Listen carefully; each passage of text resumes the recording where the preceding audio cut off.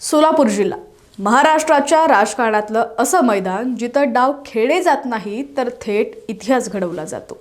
सध्या जिल्ह्याच्या कानाकोपऱ्यात वाड्या वस्त्यांवर आणि राजकीय चावडीवर एकच चर्चा वावटळीसारखी फिरतीये। सोलापूरच्या सत्तेची चावी यंदा कोणाच्या हाती? सगळ्या नजरा एका नावावरती येऊन थांबलेल्या आहेत। एक असं नाव ज्याने केवळ निवडणूक जिंकली नाही तर विरोधकांचे सगळे किल्ले उद्ध्वस्त केलेले आहेत। त्या आहेत दुर्गाताई अंकुशराव। पंढरपूर तालुक्यातला गोपाळपूर गट।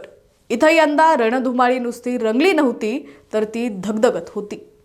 पण जेव्हा निकाल लागला तेव्हा संपूर्ण सोलापूर जिल्हा हादरला। भाजपच्या दुर्गाताई अंकुशराव यांनी असा काही करिश्मा दाखवलाय की तो जिल्ह्याच्या इतिहासाला एक गोल्डन रेकॉर्ड ठरलेला आहे। संपूर्ण जिल्ह्यात सर्वात जास्त मतांनी विजयी होण्याचा मान दुर्गाताईंनी मिळवला। हा केवळ आकडा नाही तर हा गोपाळपूरच्या जनतेने दिलेला जनादेश आहे। पण हा विजय अचानक मिळवलेला नाही, यामागे आहे एक भक्कम राजकीय वारसा। याच गोपाळपूर गटावर गोपाळ अंकुशराव सरांची मोठी पकड आहे।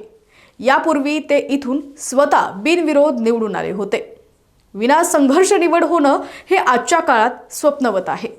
पण सरांनी पेरलेलं विश्वासाचं बीज आणि केलेली विकास कामं याचीच पावती आज मतदारांनी दुर्गाताईंना दिलेली आहे। घराण्याचा वारसा आणि स्वतःचं कर्तृत्व यांचा हा एक डेडली कॉम्बिनेशन आहे। यंदा अध्यक्षपद ओबीसी प्रवर्गासाठी राखीव आहे। दुर्गाताई या चौकटीत अगदी फिट बसतात। त्या केवळ राजकारणी नाहीत तर उच्च शिक्षित आहेत।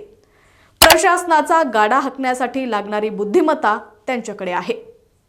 सर्वाधिक मतं, ओबीसी कार्ड आणि उच्च शिक्षित चेहरा ही तिसूत्री दुर्गाताईंना अध्यक्षपदाच्या खुर्चीच्या अगदी जवळ घेऊन गेलेली आहे। आता प्रतीक्षा आहे ती फक्त अधिकृत मोहर उमटण्याची। पक्षाचे हायकमांड काय निर्णय घेतात? पंढरपूरची ही लेक जिल्ह्याची कारभारी होणार का? हे पाहणं औत्सुक्याचं ठरेल। अधिकच्या अपडेटसाठी पाहत रहा HPN मराठी न्यूज।